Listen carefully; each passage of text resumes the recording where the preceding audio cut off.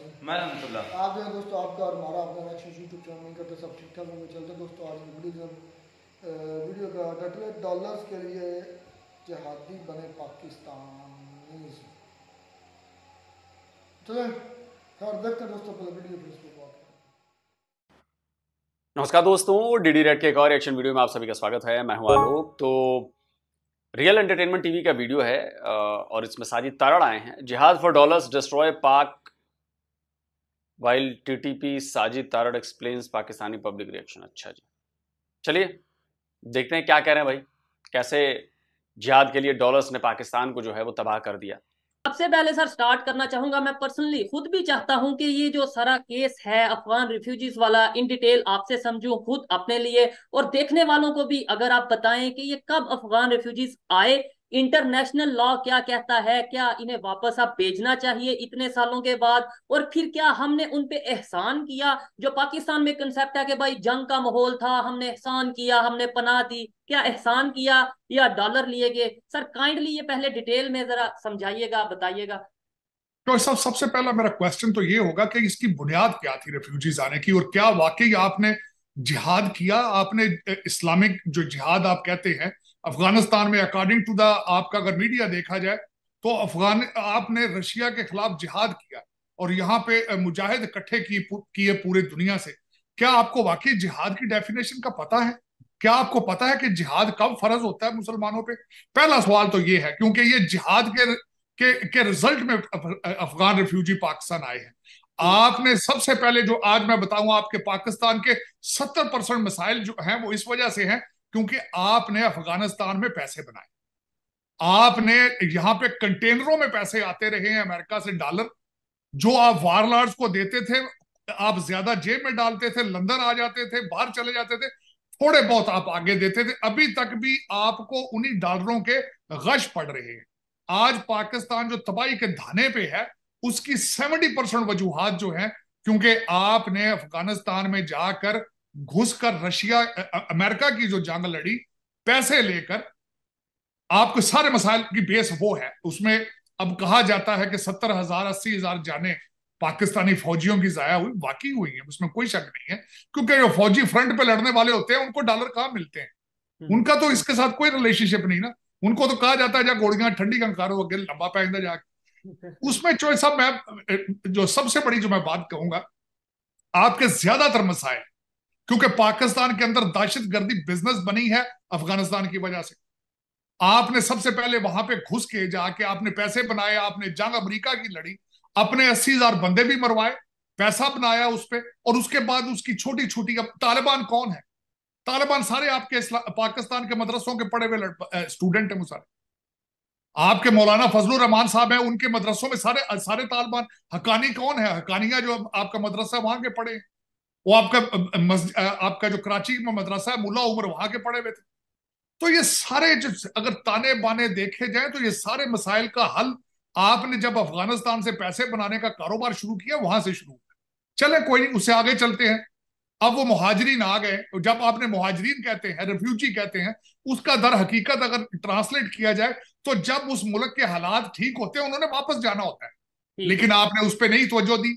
आप कोई भी काम ढंग से नहीं करते। मैं उसकी मिसाल देता हूं। यही रेफ्यूजी जब ईरान के अंदर गए, उन्होंने एक कानून बनाया, एक असूल बनाया कि इनको मुहाजिरीन को सिर्फ एक सर्टन एरिया के अंदर रखा जाएगा, उनको खुली छुट्टी नहीं दी जाएगी कि पूरे ईरान के अंदर घूमें। तो उनके अंदर दहशतगर्दी नहीं हुई, उनके अंदर जराइम पेशा लोग नहीं आए। जाहिर है जब मुहाजिरीन आएंगे उनके पास वो कारोबार नहीं होगा, वो जुर्म करेंगे। खाना उन्होंने कहां से? जो डॉलर आप अमेरिका से लेते थे वो आपके अफसरान तो लेके लंदन चले जाते हैं, जिस तरह आप IMF के पैसे ले जाते हैं, जो भी कुछ हो रहा है इस वक्त पाकिस्तान में। आपकी करप्शन की हालत देख लें। क्रिकेट का मैच भेज देते हैं, आप अपने पासपोर्ट भेज देते हैं। अभी 12,000 पासपोर्ट तो आपने अफगानियों को बेचे हैं अभी रिसेंटली। यही बात है, जब मैं कहता हूं ना सबूतों के साथ, तो कई लोग सवाल उठाते हैं कि अच्छा तो रिफ्यूजी आएंगे तो पैसे लिए, पूरी दुनिया लेती है पैसे, और ये है और वो है और ऐसा है और वैसा है।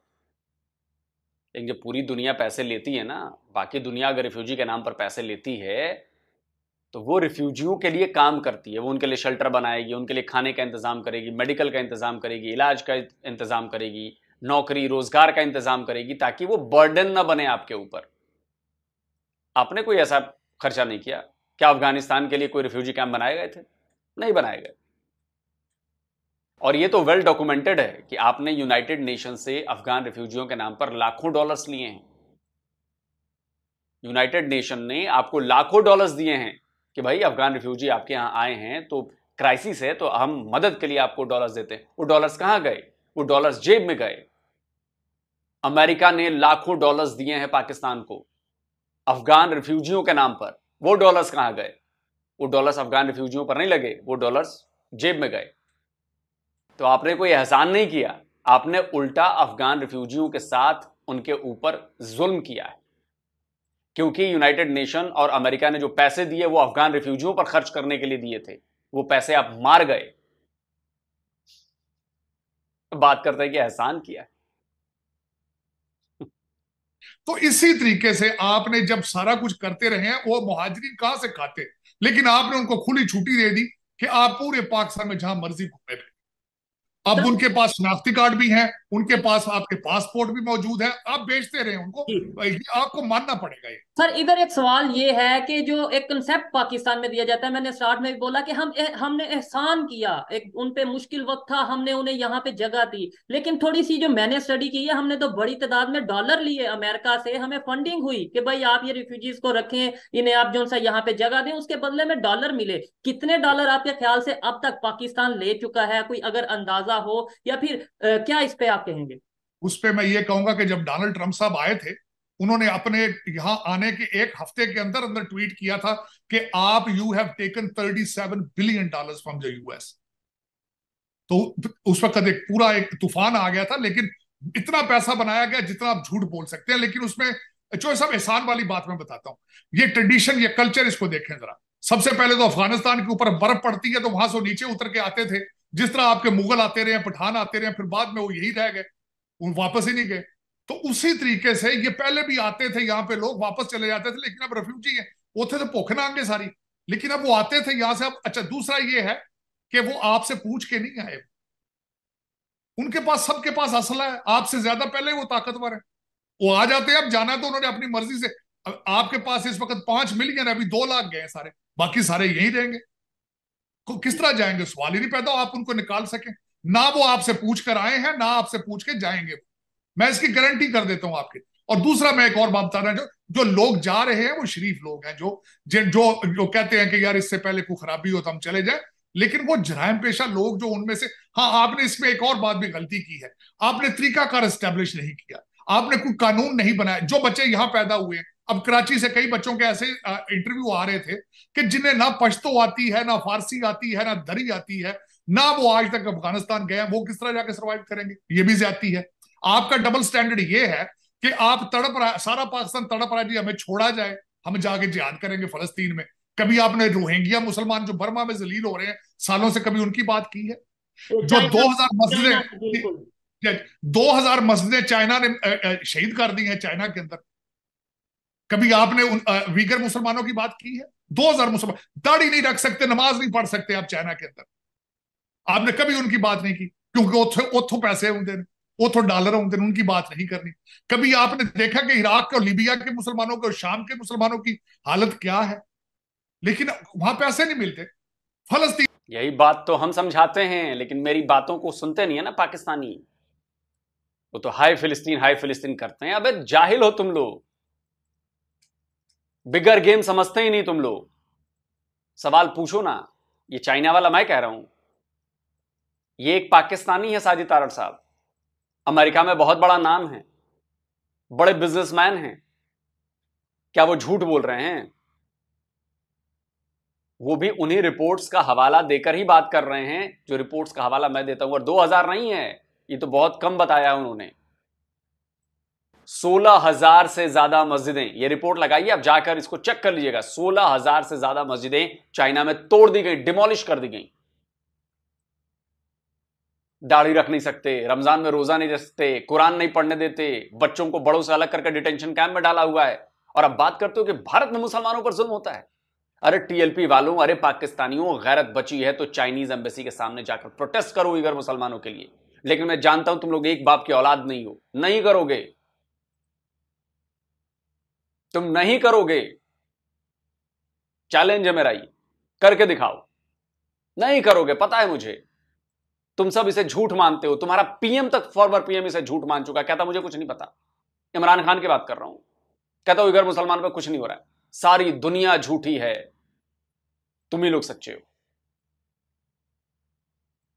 अरे इतने वीडियो हैं मस्जिदों को तोड़ने के, मस्जिदों को टॉयलेट बनाने के, लेकिन तुम लोग को कुछ नजर नहीं आता। और इसलिए बार बार मैं तुम लोग की गैरत जगाने की कोशिश करता हूं कि जाओ और चाइनीज एम्बेसी के सामने प्रोटेस्ट करो, लेकिन चाइना ने गले में डॉलर का पट्टा बांध रखा है। वो पुचकारता है तो आते हो, और जब झड़कता है हट हट हट भाग जाते हो। नहीं कर सकते तुम लोग, इसलिए मैं कहता हूं तुम लोग फेक मुसलमान। फलस्तीन की रिश्तेदारी बल्कि के कारोबार है। और मैं बता रहा हूं, दुनिया में जहां भी एहतजाज हो रहा है ना इस वक्त फलस्तीन के लिए, उसके पीछे जो अपोजिशन पार्टी होती है, उन्होंने जो सिटिंग गवर्नमेंट होती है उसके ऊपर प्रेशर क्रिएट करना होता है। तो वो हो रहा है इस तरह। देखे ना, अगर लाखों के हिसाब से इकट्ठे होते हैं, $2 चंदा दें फलस्तीन को, उनकी हेल्प नहीं हो सकती। उसे पानी की बोतलें भेज दो जाके, उधर नहीं जाना। ये फैशन है चौधरी साहब। जिस तरह पीटीआई जलसा करती थी ना, तो सियासी जलसा नहीं होता था, पार्टी होती थी। वो कहता सी मेरा आज इमरान खान दे जलसे च नचण नूं जी करदा है, ते इत्थे भी हुण जलूस दे विच मेरा जाण नूं जी करदा है। इत्थे अद्धी ते डेटिंग करदे ना, कुड़ियां मुड़े एक दूजे दे नंबर शंबर लैंदे जाके। लेकिन इसमें चौधरी साहब ये हकीकत ये है कि अगर सबसे पहले तो ये पूछे आपकी टीटीपी, आपको अल्लाह हमारा टॉपिक ये दहशतगर्दी पे था, आपके हालात दहशतगर्दी है क्या? परसों आपका एक लेफ्टिनेंट कर्नल जो है उन्होंने मार दिया टीटीपी वाले, अरे फिर हमले करके वो रिस्पॉन्सिबिलिटी भी एक्सेप्ट कर दें। आज की स्टेटमेंट देखें उनका, ज़बीउल्लाह मुजाहिद अफगानिस्तान का जो मिनिस्टर है, उसने कहा कि पाकिस्तान में क़याम अमन अफगानिस्तान की जिम्मेदारी नहीं है। और दूसरा, पिछले हफ्ते उन्होंने धमकी दी है कि आप जो हमारे साथ कर रहे हैं उसके इसी तरह के सलूक के लिए आप तैयार हो जाएं। सर, इसमें प्राइम मिनिस्टर ऑफ पाकिस्तान की तरफ से अभी कुछ ही टाइम पहले स्टेटमेंट आई है कि भाई जब से अफगान तालिबान की गवर्नमेंट अफगानिस्तान में आई है, तब से 60% पाकिस्तान में क्राइम बढ़ गया है। तब से जो सा पाकिस्तान में खुदकुश हमले 60% बढ़ गए हैं। क्या मतलब अफगानिस्तान में गवर्नमेंट आई है और पाकिस्तान में खुदकुश हमले बढ़ गए हैं, तो ये पाकिस्तान की या पाकिस्तान सिक्योरिटी फोर्सेस की जिम्मेदारी है इसको कंट्रोल करना, या इसका जिम्मेदार भी अफगान गवर्नमेंट, अफगान तालिबान है? बस इस तरह पहले देख रहे हैं चौधरी साहब, पहले भी जब हमारे कुछ होता है फौरन 2-4 चीजें हम फौरन कह देते हैं ना, अपना काम करने की बजाय हम कह देते हैं राह ने कराया है, कहते हैं मुसाद ने करा दिया है, सीआईए ने करा दिया है। वो सारे वेले बैठे, तो आप अपना काम क्यों नहीं करते? आप रोकते क्यों नहीं? आपने मैं कहता हूं इस वक्त पीटीआई वाले बंदे आपने 2-2 दफा पकड़ लिए हैं। आप एक इंटरव्यू पे तसल्ली नहीं होती, उसका फिर दूसरा इंटरव्यू कराते हैं। आप 25 करोड़ लोगों की फाइलें बना के फिर रहे हैं, दहशतगर्दों की फाइलें क्यों नहीं बनाते आप? हर बंदे की कॉल सुनते हैं आप, दहशतगर्दों की कॉलें क्यों नहीं सुनते आप? मसला तो ये है, मसला तो ये। और देखिए सबसे बड़ी बात, पाकिस्तान पे तवज्जो दें खुदारा। वाकई उन्होंने सही कहा ज़बीउल्लाह मुजाहिद ने कि अफगानिस्तान की जिम्मेदारी नहीं है कि आप क़याम अमन आपके अंदर हो, आपको खुद करना पड़ेगा। पाकिस्तान को चॉइस अब बचाना है तो पाकिस्तानियों ने बचाना है। आप पता नहीं क्यों ये पाकिस्तानी बनने की कोशिश नहीं करते, पाकिस्तान के बारे में सोचते नहीं है। जो बच्चा पैदा होता है सबसे पहले सोचता है मैंने अमेरिका जाना है, वो कहता है मैं कनाडा जाना है, मैं ऑस्ट्रेलिया जाना है, मैं दुबई जाना है। जो जहाजों के टिकट नहीं अफोर्ड कर सकते वो पैदल जा रहे हैं बेचारे। भाई इस तरह वो कंट्री नहीं चलते। और जो आपको चलाने वाले हैं वो भी सारे डुअल सिटीजन है। आपके जज, सारी एस्टेब्लिशमेंट सारे डबल सिटीजन है सारे। उनको यहाँ आपका जो वजीर आजम आता है लंदन से आता है और वापस वहीं चला जाता है। तो आपको सोचना चाहिए कि हमारी डायरेक्शन क्या है, हम कहाँ जाएंगे। करप्शन से आपके इतने बुरे हालात हैं इस वक्त कि आप, मेरा मकसद है, मैं एक छोटी सी मिसाल लेता हूं। आज आपका टॉप सिटी का जो एक बिजनेसमैन था इस्लामाबाद में, उसका केस सुप्रीम कोर्ट में लगा, जिसको आपकी एजेंसियां उठा के ले गई थी। अमीर तरीन आदमी है, सुना है उसके पास फरारी गाड़ी है जिसमें गोल्ड प्लेटेड चीजें लगी। 2017 में उसको अगवा किया, मारा गया था आगे। एक अमीर तरीन आदमी को इंसाफ मिल रहा है 2017 के बाद, अब 2023 आ गया। ठीक है, और आम आवाम की क्या वजह कि इंसाफ है ही नहीं। जी सर, आपने भी बात की कि जो यहाँ पे जल से जुलूस किए जा रहे हैं, हमें बहुत दर्द दिखाया जा रहा है, बताया जा रहा है फलस्तीन के लिए। और एक बड़ी स्टेटमेंट है जो टीएलपी के इस टाइम चीफ है। इंटरव्यू पुराना है क्या? 2023 का साजिद तारण ने, लग रहा है। अपना क्या नाम लेते हैं, तहरीके लब्बैक पाकिस्तान के हाफिज साद रिजवी साहब, उन्होंने ये बोला है, ये खबर के मुताबिक उन्होंने ये बोला है कि गवर्नमेंट हमें इजाजत दे तो हम 15 लाख मुजाहिदीन हमारे पास मौजूद हैं जो कि गजा जाएंगे, जो कि फलस्तीन जाएंगे और इसराइल से लड़ेंगे। सर बिल्कुल। आप इसराइल से लड़ने, गजा जाने के ख्वाहिशमंद बहुत नजर आ रहे हैं। ये साथ ही अफगानिस्तान है, अपने रिलेशन पहले इनसे क्यों नहीं बेहतर कर लेते? साथ ही चाइना है, यहाँ पे भी मुसलमानों की जो कंडीशन है, जो आपने जैसे अभी बताया, हम 15 लाख मुजाहिदीन वहां क्यों नहीं भेज देते? हमें 7 समंदर पार ही इतनी मोहब्बत क्यों जागती है? वो भी सीजनल मोहब्बत होती है, मतलब अभी सीजन फलस्तीन का चल रहा है तो इसके लिए मोहब्बत जागेगी, उसके बाद कभी थोड़ा सा फंडिंग या कुछ मामला आएंगे तो कश्मीर का नाम हम उठा लेंगे, फिर उसके बाद कभी हम, मतलब हम ये बिल्कुल साथ चाइना है, हम तो हमें यहाँ पे शायद जहाद की भी जरूरत ना पड़े, चाइना से वैसे रिक्वेस्ट करें क्योंकि आयरन फ्रेंड है, तो शायद वो हमारे मुसलमानों या हमारे जैसे हमें बताया जाता है कि मुसलमान ब्रदर, तो उनके साथ कोई अच्छे रिलेशन या कुछ अपना बिहेवियर अच्छा कर ले। 15 लाख उन्होंने बोला मुजाहिदीन हमारे पास मौजूद हैं। ये भी एक बड़ा सवाल है कि 15 लाख मुजाहिदीन या 15 लाख लोग जिहाद करने वहां जाएंगे और वो अपने पैसे पे जाएंगे, गवर्नमेंट से पैसे नहीं देंगे, ये खबर है। तो सब मैं बिल्कुल आपकी बात से एग्री करूंगा। मेरी रिक्वेस्ट होगी रिजवी साहब से कि 15 लाख छोड़े 15,000 बंदे लेके टीटीपी वालों से मिलने जाते हैं जो आपके घर में घुस के मार रहे हैं। वो फलस्तीनी तो कुछ नहीं कर रहे ना, वो आपको तो नहीं मार रहे ना, इजरायली यहूदी तो नहीं, ये तो घुस के मार रहे हैं और बार बार थ्रेट कर रहे हैं आपको। और दूसरी एक बात ये है कि बिल्कुल आपकी बात सही है, चाइना से आप बात नहीं कर सकते क्योंकि आप उनसे पैसे लेकर खाते हैं। 2,000 मस्जिदें उन्होंने वहां गिरा दी है चाइना में, आपके जो पाकिस्तान के बॉर्डर के साथ उनका सूबा लगता है, और वहां पे ना दाढ़ी रख सकते हैं आप, ना नमाज पढ़ सकते हैं आप। तो फिर उधर नहीं तवज्जो देनी आप, पता नहीं ये अच्छा। दूसरा, ये सिर्फ एक सियासी बयानात होते हैं। अब मौलाना फजलुर रहमान साहब वहां चले गए हैं, कतर में जाके फोटो खिंचा रहे हैं उनके साथ, मिल रहे हैं उनके साथ, तो थोड़ा जा अगे चले जाओ, उतो तो नेड़े ही है फलस्तीन, तुम पीछे क्यों रहते हो? आज मैं आपको मजे की बात नहीं, आज छोटी सी बात बताना चाहता हूँ। ये सारा कारोबार है चौक साहब। आज यहाँ पे अमेरिका के अंदर, आज अभी थोड़ी देर पहले एक न्यूज आई है कि हमास का जो हेड है उसकी नेटवर्थ $4 बिलियन है। आप इस वक्त आईएमएफ के जो तलबे चाट रहे हैं सिर्फ 72 मिलियन के लिए, दो हेड, जो एक अभी सर्विंग हेड है हमास का वो, और जो पिछला है, दोनों की नेटवर्थ $4 बिलियन, या अभी खबर चल रही है अमेरिका के अंदर। तो ये कारोबार है। ये अब आगे मैं मजे, इसराइल की जंग इस वक्त जो हमास के साथ वहां हो रही है गाजा में, अब अगले नंबर पे बारी आ रही है, मिस्र वाले पैसे बनाएंगे, फतह अल सीसी वो पैसे मांग रहे हैं कि हम ले लेंगे फलस्तीनी रेफ्यूजी, लेकिन हमें पैसे दिए जाए। वो पैसे किन से मांग रहे हैं? इसराइल से पैसे मांग रहे हैं।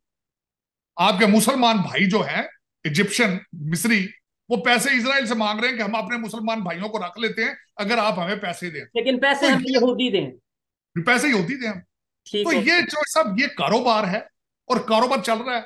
ओआईसी की मीटिंग होने वाली है, ईरानी सदर जो है वो सऊदी अरब जाने वाले हैं, लेकिन ये कारोबार है, टोटल कारोबार, इसमें कारोबार के अलावा कुछ भी नहीं है। सर ये कारोबार अपनी जगह ठीक है, लेकिन आपको नहीं लगता कि ये आम जो पाकिस्तानी है, खासतौर पे इतनी एजुकेशन हमारे पास होती नहीं है, इंटरनेशनल एक्सप्लोयर हमारे पास होता नहीं है, पूरी दुनिया में क्या चल रहा है हमें इतना बताया नहीं जाता। मेरे जैसे आम पाकिस्तानियों को जब जज्बाती नारे सुनाए जाते हैं, जज्बाती नारे बताए जाते हैं कि जिहाद कर देंगे, हम ये कर देंगे, एटॉमिक पावर किस लिए है, आपको नहीं लगता कारोबार की तो अपनी जगह, लेकिन पाकिस्तान के जो लोग हैं मजीद उनके दिलों में, उनके दिमागों में नफरतें बढ़ती जा रही हैं नॉन मुस्लिम के लिए, खास तौर पे यहूदियों की बात कर लें, हिंदुओं की बात कर लें, नफरतें बढ़ती जा रही हैं और इसका नुकसान पाकिस्तान को होगा आने वाले टाइम में। ये कोई बेहतरी की वाली बात मुझे नजर नहीं आ रही और बहुत बहुत अलार्मिंग सिचुएशन है। पाकिस्तान के इवन एजुकेटेड जो लोग हैं उनसे भी जब मैं जाके बात करता हूँ, वो यही पहली बात ये कहते हैं कि भाई इसराइल को तो वैसे ही खत्म होना चाहिए,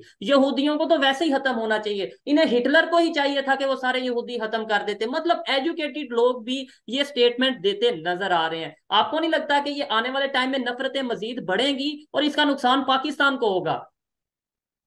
तो सब इसमें मेरा कंक्लूजन ये है कि सबसे पहले तो बताऊं आपको, पाकिस्तान को या किसी भी मुआशरे को नफरतें दो वजूहात की वजह से फैलती हैं। एक तालीम ना होना और दूसरा भुखना होना। भुखना कभी रजा बंदा भी लड़ता वेख्या, हमेशा भुखे बंदे लड़ते।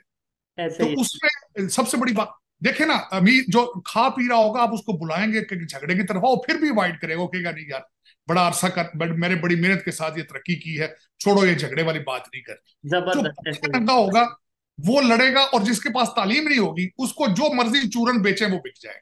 वो कहेंगे इस्लाम खतरे में, वो कहेगा खतरे में। और सारा दिन असल प्रॉब्लम तो यही है। आप पाकिस्तान में निकले, हर चौक में 5-7 लड़के खड़े होकर सिगरेट पी रहे हैं, लड़कियां ताड़ रही हैं। ये एक फैशन रिवाज है, क्योंकि कौम सारी कुछ करने के काबिल ही नहीं। मैं इस वक्त आपको छोटी सी बात, 3 आपके मसाइल हैं इसमें सबसे बड़े। दहशतगर्दी आपका मसला है, इकॉनमी आपका मसला है, और उसके बाद करप्शन आपका मसला है। किसी भी लीडर ने अभी तक इन 3 चीजों को हैंडल करने के लिए कोई रोड मैप दिया है कि हम पावर में आएंगे तो हम ये करेंगे? हम किसी ने अपनी गलतियां तस्लीम की हैं आज तक? पीटीआई जा चुकी है, नवाज शरीफ साहब 3 दफा प्राइम मिनिस्टर, किसी गलती का इन्होंने एतराफ किया है कि हमसे गलतियां हुई, आगे हम नहीं करेंगे? ठीक हो गया। लेकिन जी जी जी सर, जरूर। चलिए छोड़िए, वीडियो खत्म करते हैं, बहुत हो गया। बिल्कुल सही बात है, कोई अपनी गलती नहीं मानता। और ये सिर्फ पाकिस्तान के लीडर्स की प्रॉब्लम नहीं है। वो कहता है ना कि जैसा, क्या कहते हैं, जैसी आवाम वैसा हुक्मरान। तो पाकिस्तान की आवाम ही ऐसी है कि वो चाहे अनपढ़ हो, जाहिल हो, पढ़ी लिखी जाहिल हो, पढ़े लिखे हो, बड़े लोग, कोई अपनी गलती नहीं मानता। जिस दिन आप अपनी गलती मानकर उस पर काम करना शुरू कर देंगे, उसी दिन से आपकी डेवलपमेंट होनी शुरू हो जाएगी। गलती मानना पहला स्टेप होता है, इस बात को रिकॉग्नाइज करता है कि यस, हम गलत दिशा में जा रहे हैं या हम गलती कर रहे हैं, इसे सुधारने की जरूरत है। जब आप मानोगे ही नहीं कि मैं गलती कर रहा हूं, तो आप उसमें सुधार क्या लाओगे? आप उसी रास्ते पर आगे बढ़ते रहोगे, आपको नुकसान हो रहा है, आपको प्रॉब्लम हो रही है, आपका घाटा हुआ जा रहा है, लेकिन तब भी आप नहीं मान रहे कि मैं गलत रास्ते पर, गलत चीज को फॉलो कर रहा हूं। तो उसका हश्र क्या होना है? उसका हश्र वही होना है जो पाकिस्तान का हो रहा है। पाकिस्तान इस समय भीख पर चल रहा है।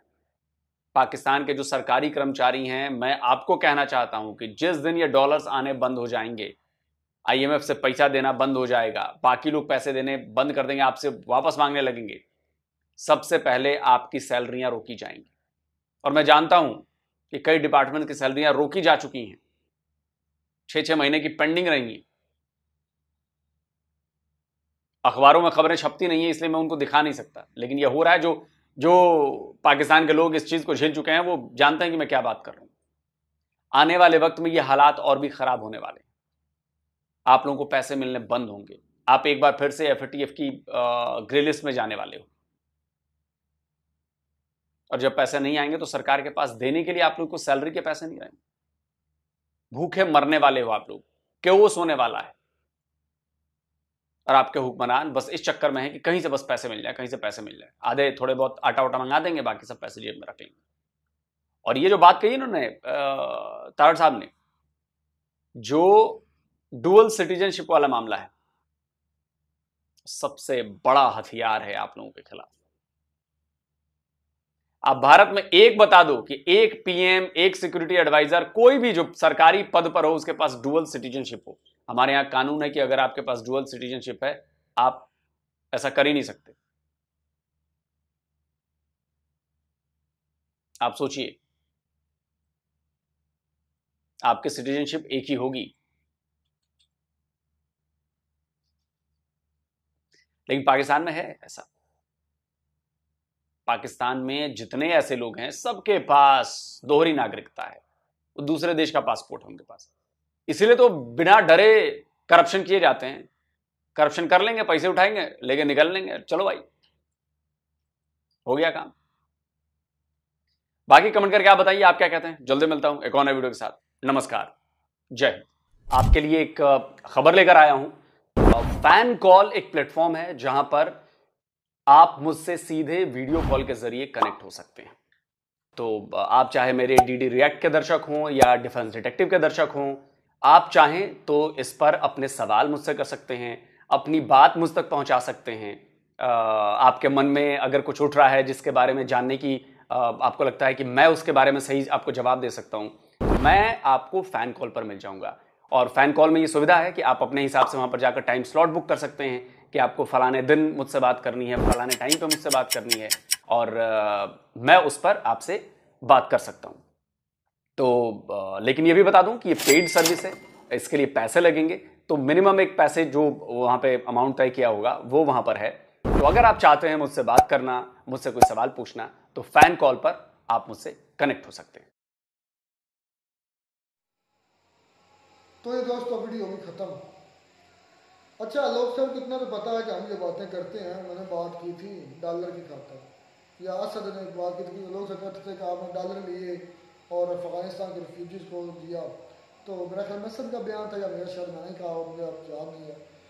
हाँ, लेकिन इस प्लेटफॉर्म से ये आवाज़ गई थी कि डॉलर सॉरी यार, मौसम चेंज हो रहा है, इस वजह से थोड़ा सा पता बहुत कितना बुखार कम हो है। अच्छा, डॉलर सारे जितने भी कंट्री रेफ्यूजीज़ को रखते हैं, सारे कंट्री जो है वो डॉलर लेते हैं। सिर्फ पाकिस्तान डॉलर नहीं लेता, सारे लेते हैं। ये बात सच है, ये लोग सारे भी मान रहे हैं। मतलब यहाँ पर हम ठीक है। और बात हमने सिर्फ इतनी की है, और ये नहीं कहा कि पाकिस्तान तो उसको लगाता किधर है। पहला इल्ज़ाम था कि पाकिस्तान डॉलर लेता है, डॉलर लेता है, डॉलर लेता है। तो इसका मतलब यह कि पाकिस्तान अकेला डॉलर नहीं लेता, दुनिया सारी रेफ्यूजीज के लिए डॉलर लेती है। ठीक हो गई। इसका मतलब यहाँ आप गलत साबित हुए, हमारी बात वैलिड है, आप खुद मान गए। हाँ, आप उसके आगे यूज कैसे है वो एक अलग सीन है। वो तो सारी बात है, पाकिस्तान में करप्शन है, करप्शन होती है। और सिर्फ पाकिस्तान में करप्शन नहीं है, दुनिया के तमाम कंट्री में थोड़ी बहुत करप्शन है। तकरीबन तमाम कंट्री में थोड़ी बहुत करप्शन। इंडिया में बहुत करप्शन है, मैं सच कह रहा हूँ, किसी इंडिया को बुरा लगे या ना लगे, इंडियन सच है। इंडिया में भी अभी करप्शन है। इंडिया में भी जो डॉलर आते होंगे रेफ्यूजीज के नाम पर, उनमें करप्शन होती होगी। ये मेरा चैलेंज है, साबित करो। इंडिया में कितने बड़े बड़े पॉलिटिशियंस हैं जो करप्शन करते हैं, यूके में सेटल हो चुके हैं, करते हैं करप्शन। अभी भी कितने हैं। इंडिया को ये नहीं कि दूध का धुले सारे ये बड़े कोई एंजल टाइप हैं या कोई बड़े सुरमाए हैं, बड़े बहुत ज़्यादा टैलेंटेड हो, बहुत पढ़े लिखे हो, बहुत सुलझे हो, बहुत नॉन करप्टेड बंदे नहीं। इंडिया में करप्शन है, और धड़ल्ले करप्शन, बहुत ज़्यादा करप्शन इंडिया में भी, इसमें कोई शक नहीं है। तो हाँ, मेरा सवाल ठीक हुआ, मेरा बात ठीक हुई कि डॉलर तो सब लेते हैं। अब उसमें करप्शन को कितनी करता है ये अलग बहस है। वो इंडिया भी करता है, पाकिस्तान भी करता है, बाकी कंट्री भी करते होंगे। मैंने यूजर्स की बात नहीं की थी, मैंने लोग से कहा था कि डॉलर सब लेते हैं, तुझे खुद मान रहे डॉलर लेते हैं। अच्छा, साजिद तालड़ी को भी पता नहीं, वो अब अल्लाह ख्याल करे, उनके पता नहीं उन्होंने बात किस जरिए की, फ़लस्तीन की बात की है, इसराइल और फ़लस्तीन के मामले पर उन्होंने बातचीत की है। तो लोग सर ने ये कहा कि मैं, आप बुद्धू बने हुए हैं, आप देखेंगे ये आपकी कंट्री का है, तो ये देख रहे हैं कि आप इसकी बात मान लें। हम क्यों मारे, हमारी आंखें नहीं है, हमारे पास कान नहीं है, हमारे पास अकल नहीं है। हम जो खुद देखेंगे, सोचेंगे, समझेंगे, उसके मुताबिक बात करेंगे। और ये एक आध के कहने से जो है बात जो सच है वो झूठ में तब्दील तो नहीं हो जाएगी, या झूठ है वो सच तो नहीं हो जाएगा। आप भी जानते हैं, हम भी जानते हैं कि ये फ़लस्तीनियों की ज़मीन है, और फ़लस्तीनियों की थी, और उस पर इजरायली कुत्ते आकर बैठे हुए हैं और उनको काट रहे हैं। अब कब तक काटते हैं इसके बारे में मैं नहीं कह सकता, ये कब उनको लगाम पटा डाल दिया जाता है। खैर बात आई 16,000 मस्जिदें शहीद कर दी गई अपना जाना के अंदर, सबूतों के साथ उन्होंने बात की, साजिद तालड़ी ने भी इस पर बात की। तो चैलेंज किया लोग सब ने कि आप TLP है या कोई भी है, पाकिस्तान की कोई इस्लामी जमात है, वो जाकर मुझे कोई धरना या कोई तरह काम करके दिखाए कश्मीर के एम्बेसी के सामने, चीन के सॉरी कश्मीर कह रहा हूँ, चीन के एम्बेसी के सामने। नहीं करेंगे, और ना किसी ने किया, ना किसने किया, ना तो करेगा, क्योंकि ज्यादातर लोगों को भी तो पता ही नहीं है भाई। काफी लोगों को पता ही नहीं है, काफी छोड़कर बहुत ज्यादा लोगों को पता ही नहीं है।